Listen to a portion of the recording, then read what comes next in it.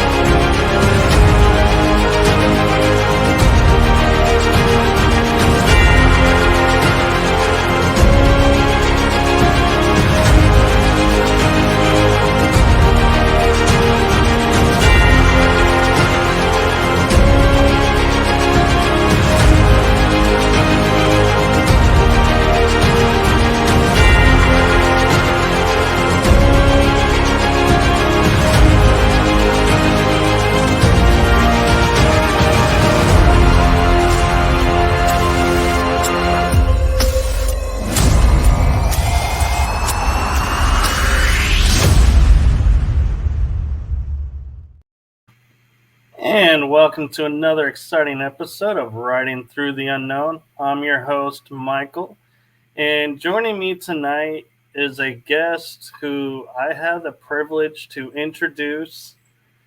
This gentleman, and I use gentleman in the kindest of terms.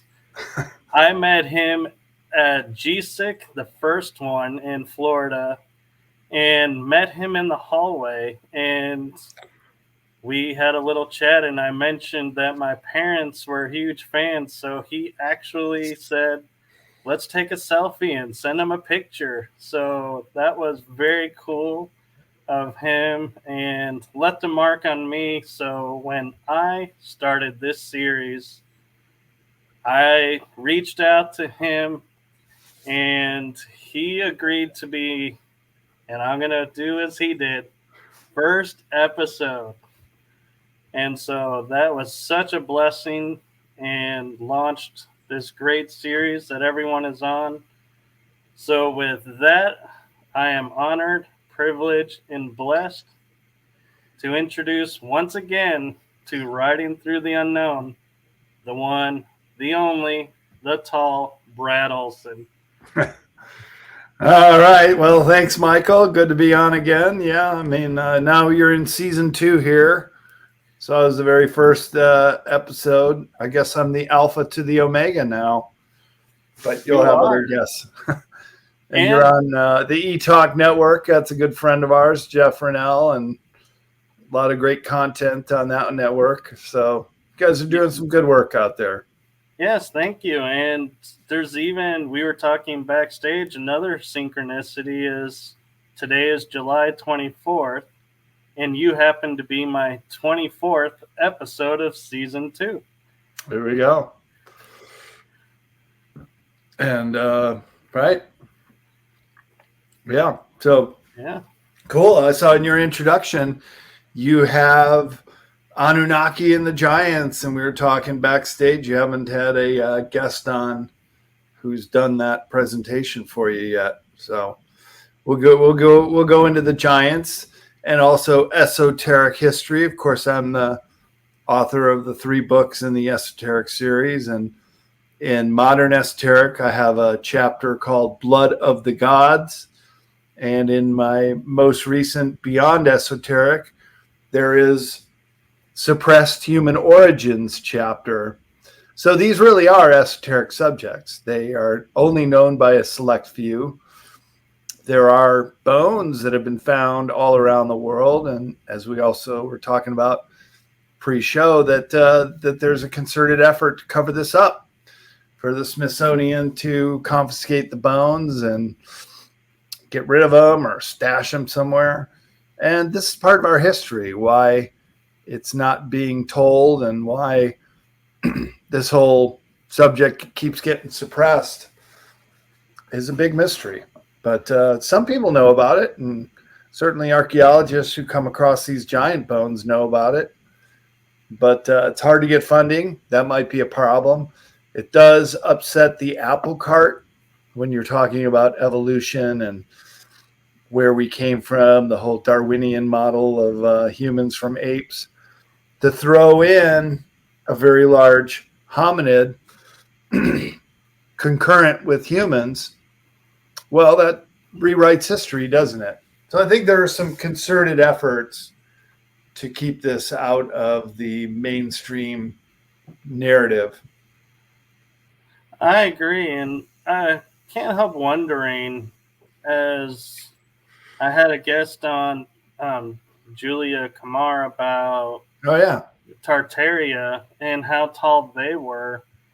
Could the giants, like we were talking backstage, the ones found in Nevada, the red-haired, could they have been Tartarians who were buried, and that's why they were destroyed? Well, what is the timeline that Julia gave for Tartaria? Was it pre-Ice Age or was it just a few thousand years ago? I believe we were talking mainly that they were around the 1800s, 1900s, and they disappeared around World War II. Okay, so pretty recent then, because these some of these giant bones are thousands of years old, and the ones in northwest Nevada, they were part of an extinct lake there in Nevada called Lake Lahontan. It was a big freshwater lake that at the high level watermark, you have all these caves where they found these giant bones. You have Lovelock Cave where a dozen or more mummified giants have been found, and then there's other locations. I went and scoped them out because I live out in that area now. I actually live in the fertile valley of one of the shallower areas of Lake Lahontan, and it's very fertile. Even though Nevada is the driest state, it has water flowing, of course. It's got rivers, it's got springs, it's got reservoirs, and natural lakes. Some of the natural lakes that still remain are a throwback from this much larger freshwater lake that existed during the last ice age, so about 14 to 11,000 years ago. As I said, at the high water mark, they found these mummified, red-haired giants, some as tall as 10 feet tall. And it's quite the enigma because it certainly begs the question, where the heck did they come from?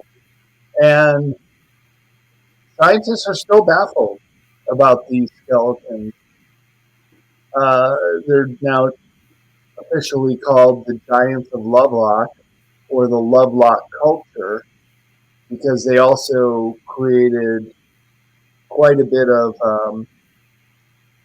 funerary objects as well as their personal items, such as massive 15-inch sandals that would have been size 26, 15 inches in length, size 29 even. And just for comparison, retired NBA star Shaq O'Neal, who's 7'1", wears size 22 shoes. And some of these sandals they found are size 29. So these ancient artifacts also tell the story of these giants in Nevada.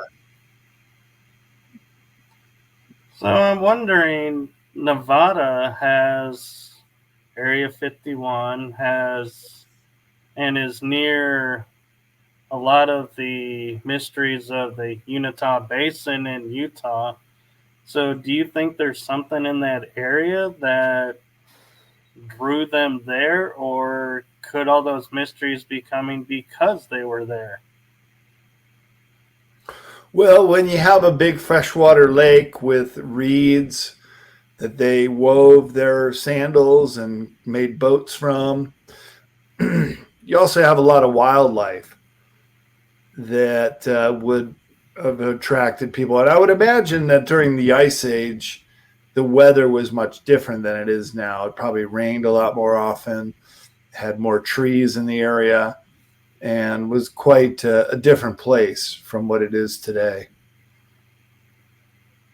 But then you also have the red hair, the red tint to the hair. And so then that would suggest more of a Caucasian feature. But because they're so big, Michael, it would appear that these skeletons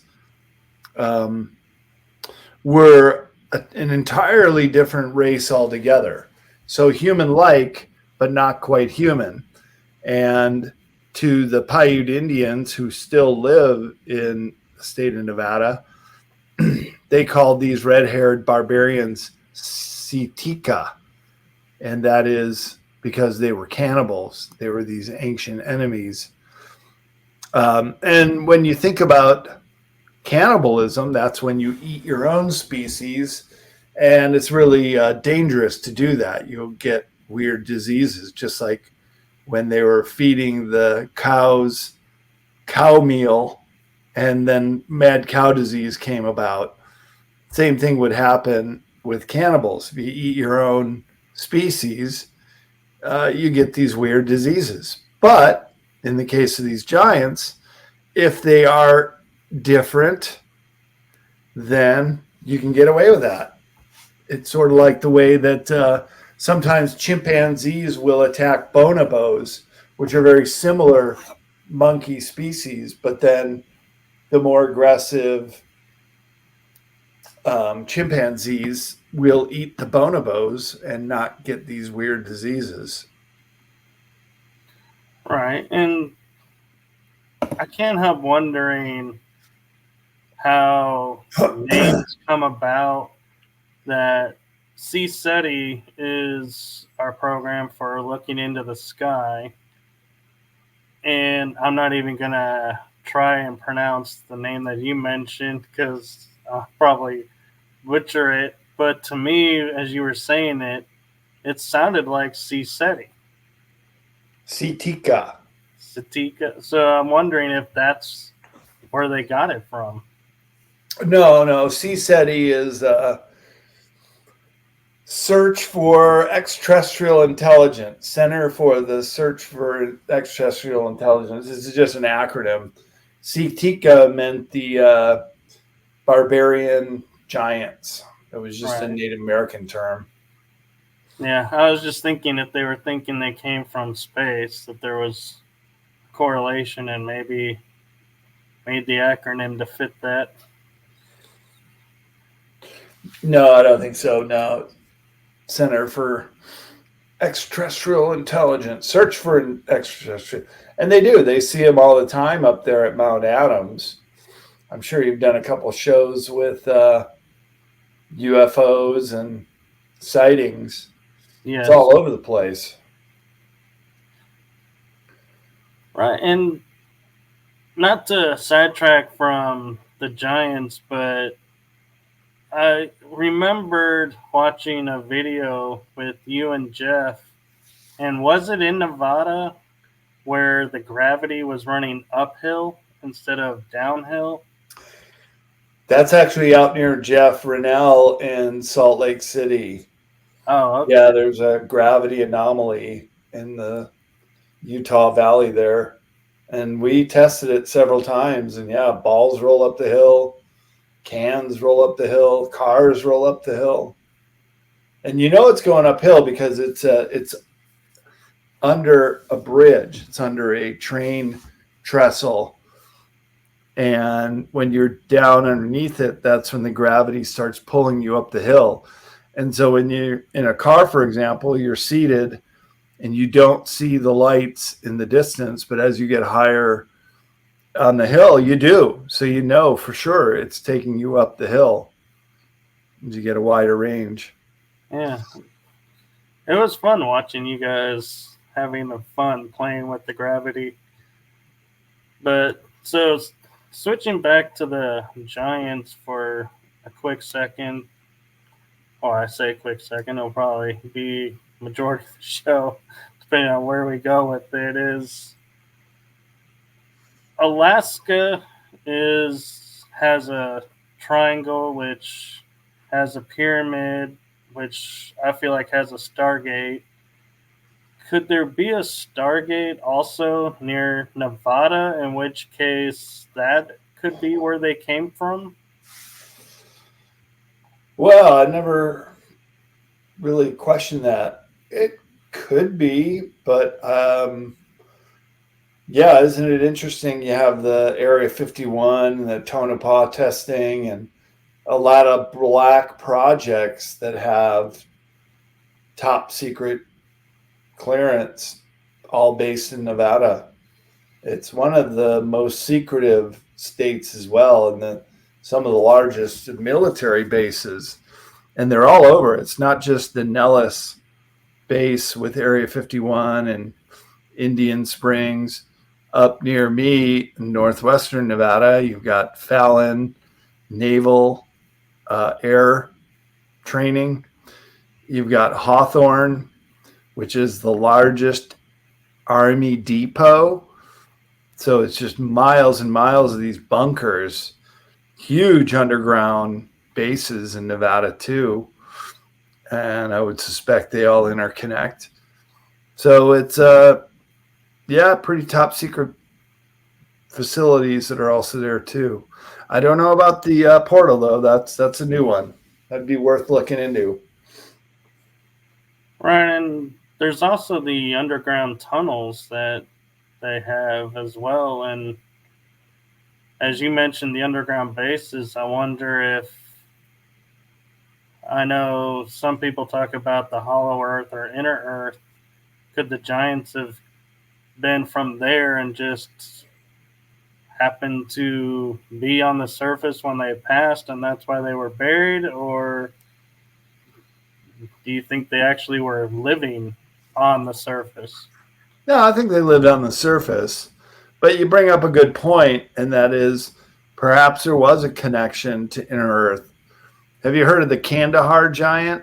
It's a pretty well-known case in the last 20 years that in Kandahar, Afghanistan, they took a big giant down who lived in a cave, and our special forces guys shot him in the eye and killed it, and they had to evacuate it out. So it begs the question: if you got one giant, is it a one-off? Do they live really, really old? I mean, he must have had parents, right? Or perhaps a family of them lives deep in these caves in the inner earth. What do you think about that? I think it's possible because it might explain why, we have giants in Nevada, giants in Afghanistan. I think there were even reports of giants in the Russian area. And as we're finding them, it's, are they connected? In which case, how would they be? And the only way they could really travel without being seen would be underground. Because, no offense, but if a 10-foot tall being is walking across the ground, gets in the ocean, swims across, someone's going to see it and film it because they're not going to believe their eyes. And so our media would be filled with that. They wouldn't be able to scrub all of that. And so since there's no reports, but then it also would be interesting to see if the giant in Kandahar, if it had red hair as well, in which case that's a trait to the giants, or is it something in Nevada turned their hair red? That, something to look into too. Yeah, all valid points, and hard to say for sure what they're really all about, and if there are still breeding colonies. I've heard that there are on the island of Sardinia. There are supposed to be a breeding colony, families So it's not just a male and a female and they have some offspring. You have to have several family units so that they can intermarry without intermarrying your own child. It's similar to cannibalism. If you have children with a brother or sister or even a cousin, over time, you're going to have health issues. That's what happened to the pharaohs. They would often intermarry brothers and sisters and to keep the pharaonic line going, and it would result in really horrific and debilitating diseases. Right, and you would think over time they would figure that out, but apparently they still hadn't, because even in the Middle Ages and in the monarchical system of Europe, they were doing the same thing still to pretty recent times. Well, you have in your introduction the Anunnaki. Tell me what you think. Who is the Anunnaki? You know, that is a question I find really interesting, because I have on one hand one guest who says they're the gods and they came from Nibiru, is their home world, and they're a race of beings that came and kind of started messing with mankind and created slave races, and they're pretty much all the gods of that we talk about on our earth are really Anunnakis and could be the same, but that's why the statues were destroyed, was my theory, is to not see they're the same. And then I had another guest who said Anunnaki is like saying American. It's a group of races that group together, and they're just called the Anunnaki. It's a group of star beings. You think from Planet X or Nibiru? I feel like Nibiru is attached, but I also wonder if Tiamat might be connected, and if that was truly was destroyed and what created the belt around Mars, then it might explain why we're heading in the same way. If the same people are doing the same things here that they did there, it might explain why the planet is reacting the way it's reacting. Yeah, good point. So I have a theory of my own based on the evidence, mainly the bones, the skulls, the elongated skulls. You're aware of that, right? Down in Peru, they have the whole museum in Paracas where you can see dozens of these elongated skulls. And I do a presentation at conferences and show people the comparisons. And you can tell that they're not quite human. For one, the skulls are 30% larger cranium capacity, and you can wrap a skull, you can put a board on it, you can deform the skull, but you can't create a larger brain cavity. Right. So, yeah. And so it's pretty obvious that they're human-like, but not quite human. The eye sockets are 30% big. The connection to the spinal cord, also bigger. Bigger head, bigger body. There you go. You got giants. Now, the reason I bring up Anunnaki is the question is, well, who the heck were these things? And it's not just in Peru. They found the distribution of these elongateds all around the world. A lot of them have been found around the Black Sea region, Eastern Europe, in Egypt. Queen Nefertiti and the king Akhenaten and their son or nephew, King Tut, were all elongated skulls. So what's going on here? And isn't it interesting that in at least Egyptian culture, they are considered royalty. They are the lords and the humans are the servants. So when you think about them being quite different, well, maybe they were. This is the Anunnaki we're looking at, these elongated skulls.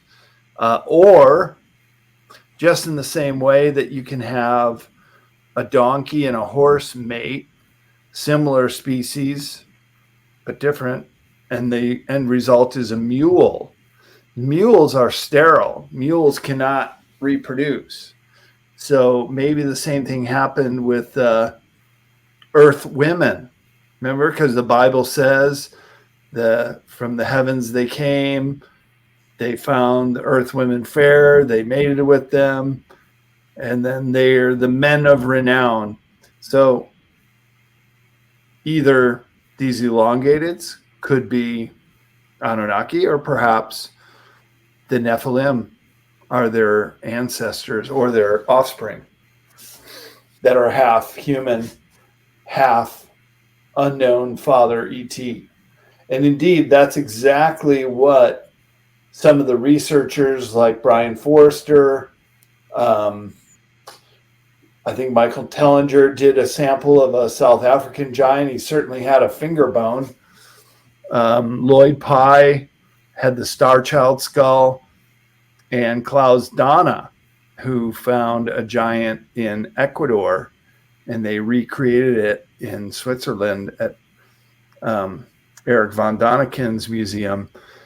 In all those cases, they tested some of the living, some of the fragments of flesh, some of the old dried skin, and did a DNA test and found that they all had human mother matriarchal DNA, but unknown father DNA. So that to me suggests that that's what the Nephilim are. They're these offspring of the Anunnakian humans. That makes sense. And there's a popular photo going around of an Anunnaki who's supposed to be sleeping, who supposedly is going to wake up and is one of the scientists that's supposed to help mankind. And it just, I was just picturing it in my head as, we were talking about the Nevada giants having the red hair. If I'm not mistaken, that photo shows the Anunnaki with red hair. Oh, yeah. Good point. Huh. Well, there you go.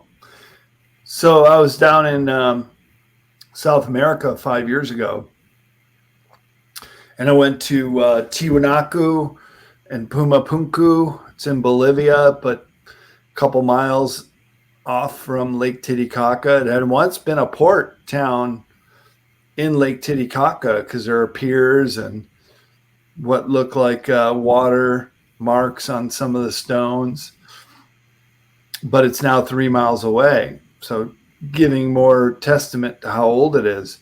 But I remember in the museum, speaking about cranial deformation and the look feel of the gods, they had a whole display about how the Incan people would come to Tiwanaku and they would imitate the gods. So they would do the cranial deformation to push their forehead back and try to bulb out the back of their head. You can only do it with as much capacity as your cranium has.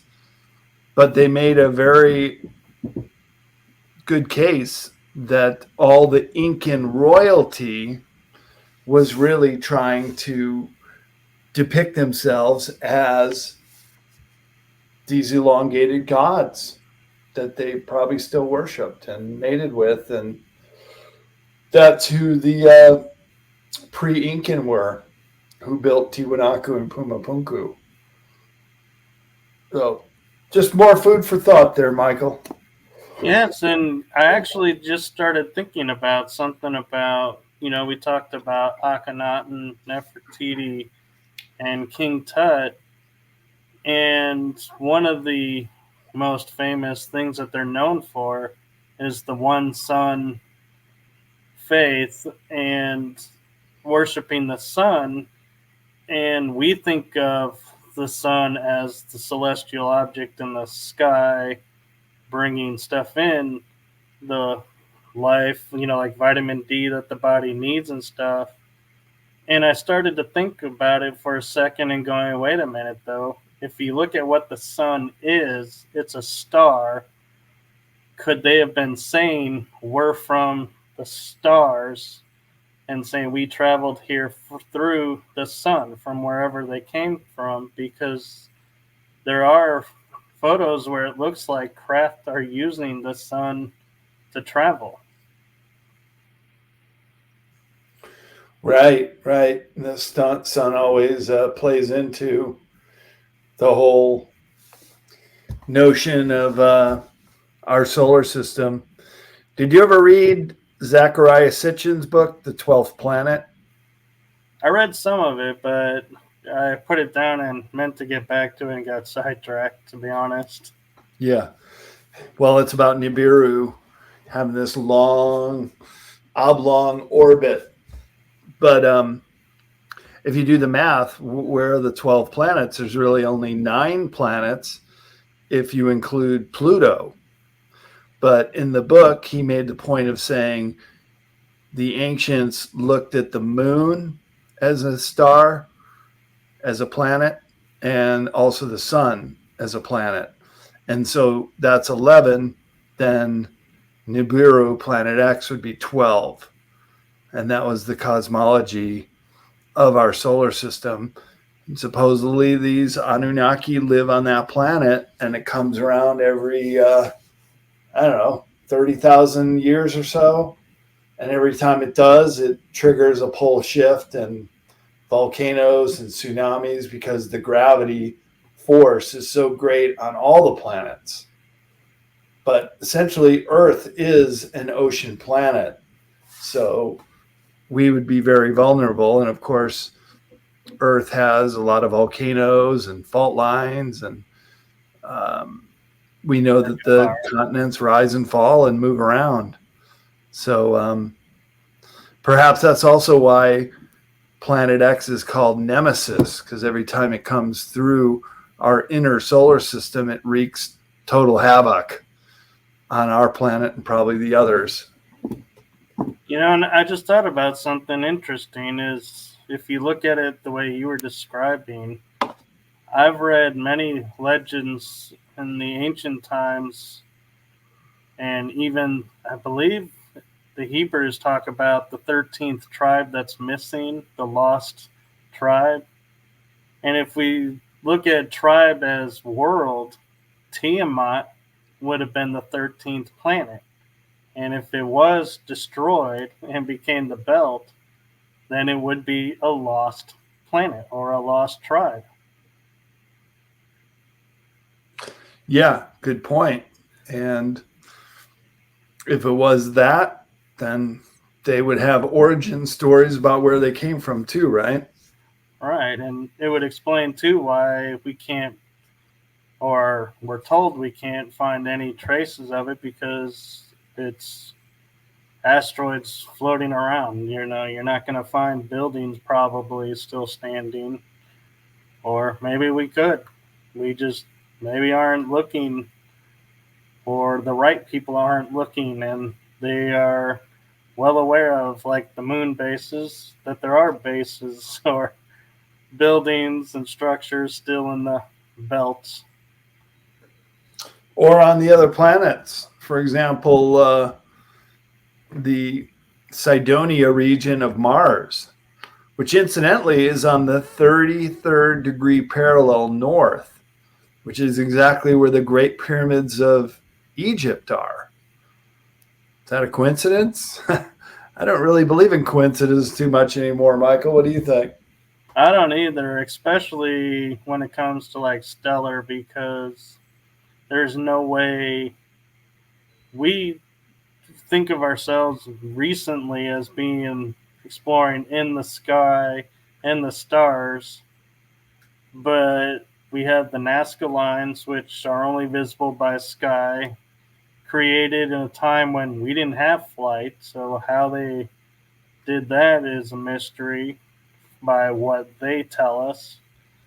And so, yeah, I mean, how are the pyramids built lining up with constellations when, I mean, when you start it, I could see going, yeah, let's line up this with this with this. But as you're building it over time, how do you keep the alignment because stuff moves?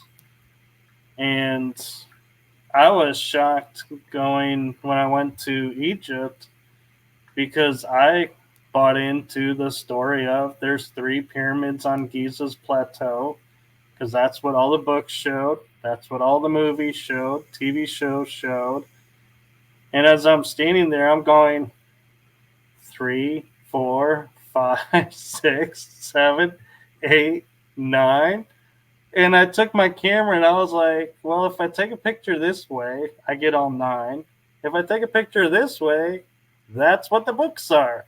And so it's really funny to sit there and go, how funny is it that because the people who originally wrote the books focused in this direction, we're told 3. Where if they turned a little to the right, we would have been told 9. And thinking about coincidence, 9 pyramids to 9 planets. Yeah. I just saw an old interview with Art Bell interviewing John Lear, and I've been looking for this interview because in it they do the John Lear test, and that is if you're the president and they briefed you on everything that was going on, including animal mutilations and human mutilations, all the crash retrieval, the reason they kept it secret. If you were the president of the United States, would you reveal it? And Art Bell said, no, I wouldn't do it. And John Lear said the same. But the reason I brought it up is because they also talked about the Cydonia region in Mars, and John Lear had access to some of the original photos. And he said you could actually see the windows and some of the other building features in the Cydonia region, that it was some kind of ancient civilization that lived there on that 33-degree parallel north in Mars. You know, it's interesting, too, when we think about we're now discovering all of these ley lines, which are energy lines of the planet. And I can't help wondering, you know, when they were originally designed, how common knowledge that was to having all these structures around the world built on these specific spots. Yeah. And how they line up with stars, how they line up to certain climates, in an essence of, and I don't mean climate as in like temperature wise, I mean climate as in what people are building and doing, that we have ziggurats, which look like the step pyramids of Egypt, other pyramids in all over the world we're finding now. China, Japan, I think, has some underwater. There's Bosnia has pyramids, Mexico, and they're all very similar in design. I can't help but go, as we said, you know, being coincidental, how they would be so similar, even though they're oceans apart, miles and mountains apart. There had to be somebody who stopped by and be like, hey, here's the design for this structure. It'll help us, help you. And that's why it's all over. Not, well, yeah, the slaves decided to build this monument to the king, or a burial monument that just happens to look like this major structure over here. Yeah. Too much to be just coincidence.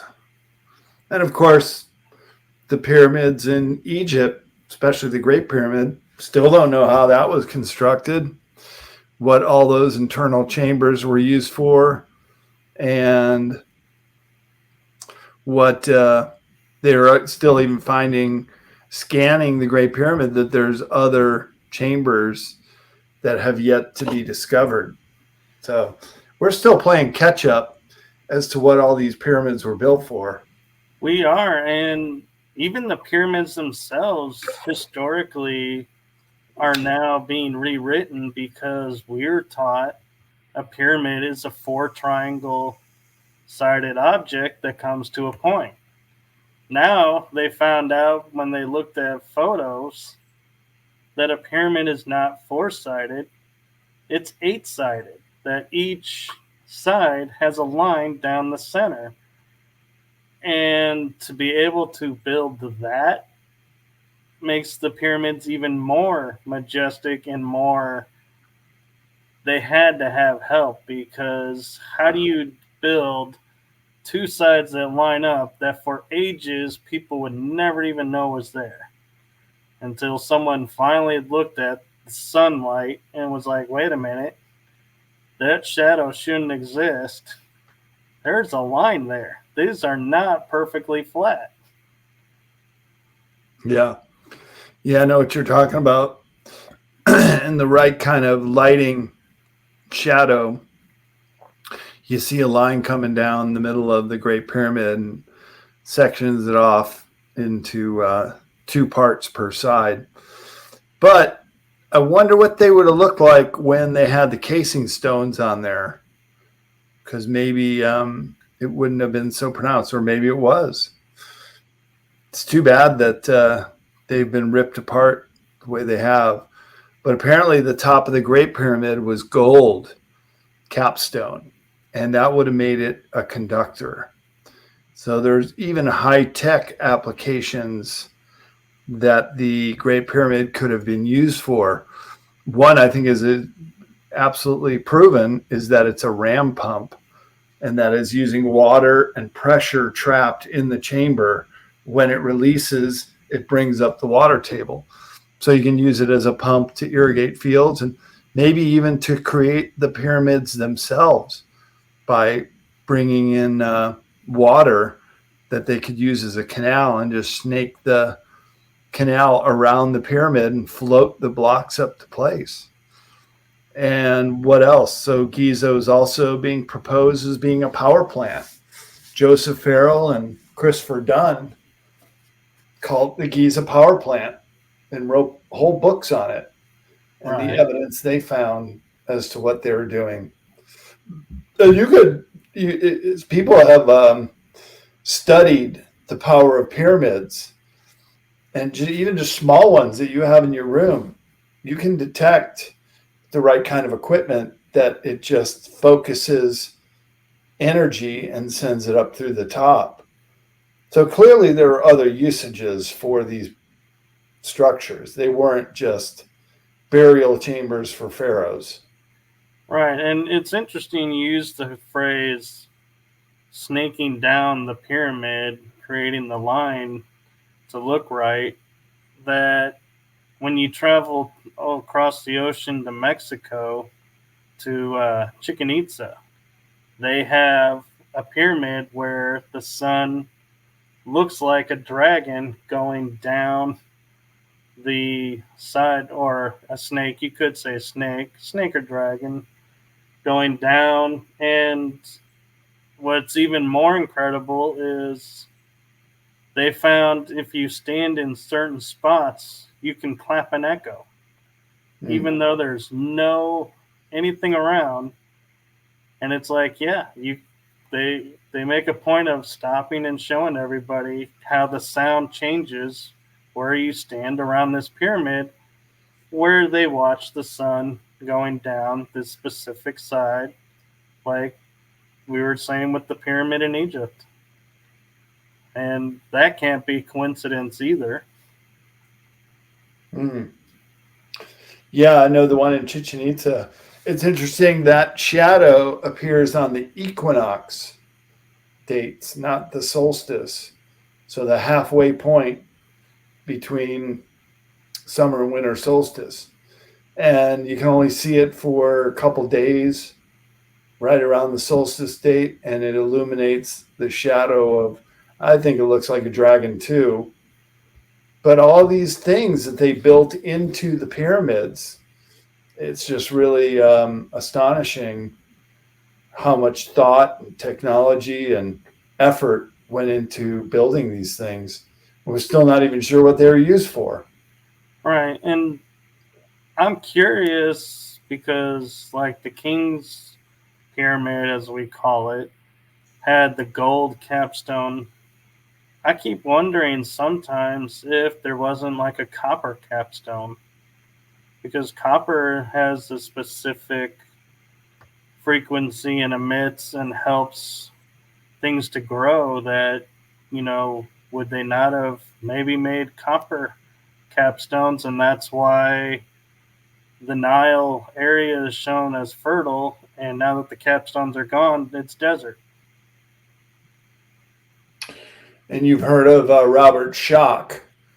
He was an archaeologist and geologist who was looking at the weathering patterns on the Great Sphinx and has conclusively determined that the Sphinx was created much, much longer time ago than Egyptologists give it credit for, at a time when the Sahara Desert was a jungle and the water was flowing over the Sphinx and left these deep carvings that could have only been created by water.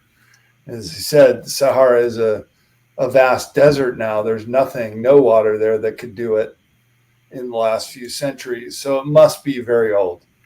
Right. And what's interesting is Giza is right behind the Sphinx, and at the base of the Sphinx are rings that they say were for boats to tie up to. And so you were mentioning the water, and bringing the water in and floating the rocks or stones to the pyramid. Maybe, that's how they really did do it, is because the Sphinx was underwater, that they could sail it up to that plateau and unload them and didn't have to carry them as far. And I can't help wondering if Afghanistan, having the giants that they found, if it really was giants who put that together, and because they could easily lift those stones and set them, and were creating something for their culture, and we just took it over and said, oh, we built that. And because that's kind of what historians do, is when they don't know where something was built, they go, hey, look at this image. That looks like somebody moving a rock. We built it. It's like, nah, that's not necessarily what that means. I've actually got some images of hieroglyphics of giants moving stones. They have them in some of the temples where you find pictographs or petroglyphs, but they're carrying them right under their arms and bringing them up to the construction site. Because you're right, if someone is 10 or 12 feet tall, they would be able to lift some of these megalithic blocks quite easily. Just think in the same way a little toddler wouldn't be able to lift a cinder block, but you and I could lift it with 2 fingers. Right. So the bigger you get, the easier it is to move these big stones. And finally, who's to say that the gravity wasn't different on Earth many thousands of years ago? I mean, look at the dinosaurs. How were they able to exist with such huge body mass unless the gravity wasn't as strong as it is today? Right, because we look at, and I'm not saying, our building technology is better or worse now, but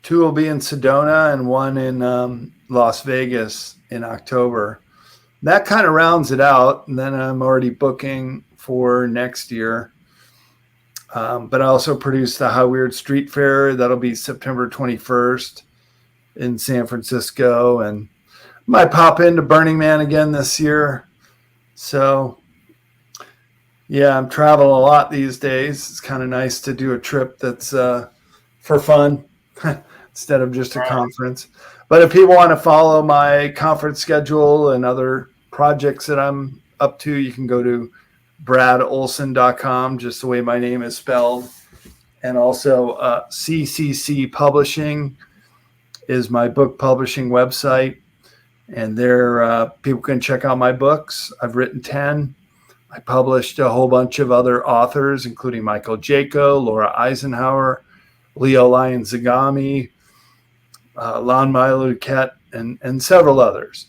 So go to cccpublishing.com and you can check out all my books. And if you order off the website and it's one of my books, then I can sign that copy for you. So kind of an added perk. If that makes it worth it right there. That's the only place to get it done. That and at conferences, I sign books for people. Yeah. And I have to reiterate, I know I said it in the intro, but people, if you get the chance to meet Brad, he is one of the most humble and approachable people I have met at a conference. And so if you get a chance, and he's not busy, say hi. Yeah. And don't be afraid to approach him because he was on the stage and feel like, people on stage don't like to be approached. Some don't, but some do. Yeah. No, I'm usually at my book table talking to people and signing books. So it's comfortable for me. But you're right. Some speakers don't like to be approached or spoken to, but that's their choice. That's their prerogative. And if you get a chance, do get Brad's books. They are really well written, and the images go really well with the text. So you get a clear picture and understanding of what information he's sharing with you. Yep. Yeah. Well, great. Again, thanks for having me on. It's honored to be on your second season now. Yes. Your initial guest on the first one.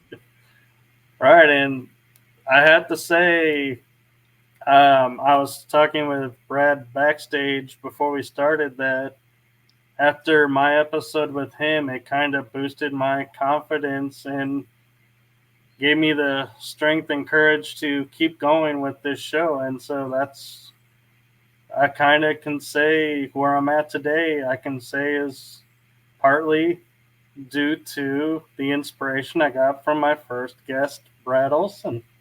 Oh, well, that's kind of you to say that, Michael. Of course, unintended consequences. I'm just happy to jump on and do a good talk with you. And if that's what kept you going, well, that's great.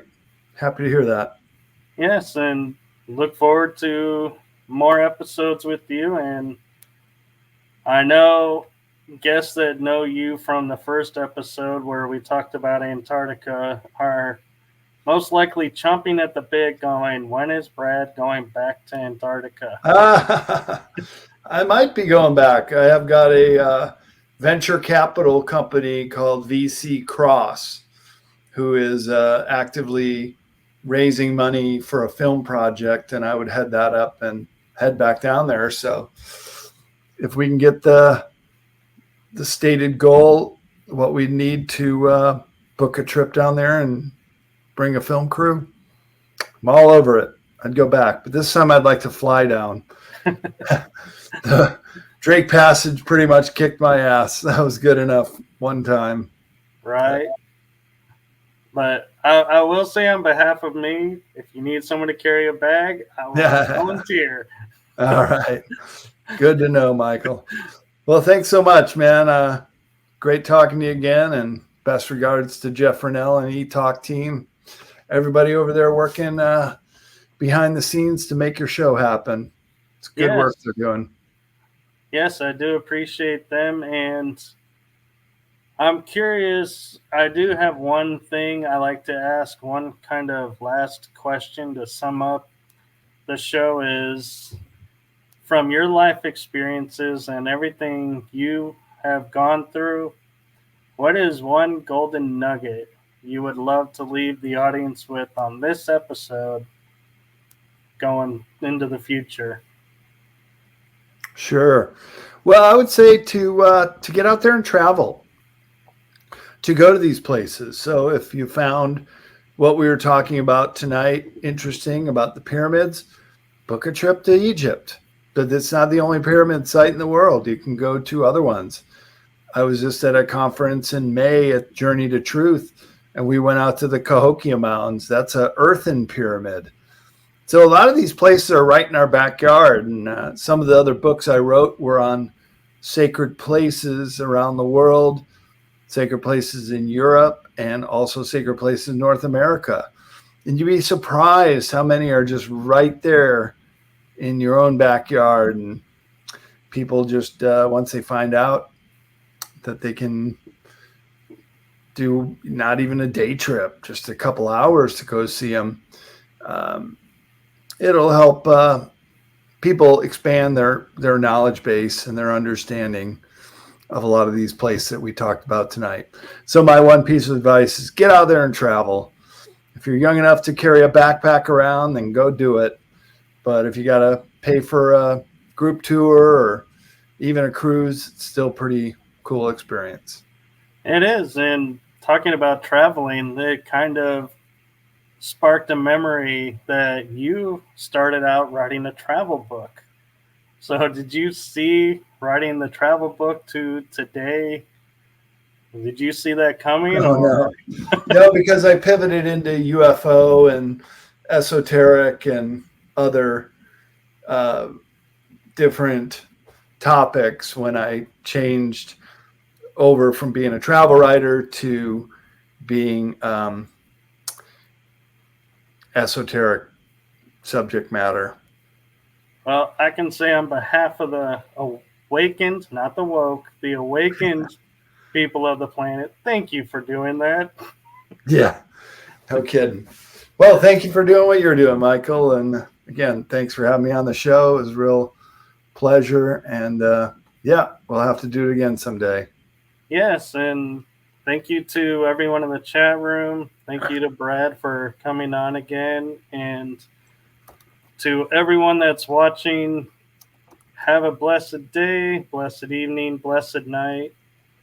And to kind of put a twist on what Brad mentioned, go and travel and see the places for yourself and do your own homework and experience for yourself what we're talking about and see if you come up with the same conclusion or another theory, in which case let us know what that is, and who knows, we may share your theory on a future episode.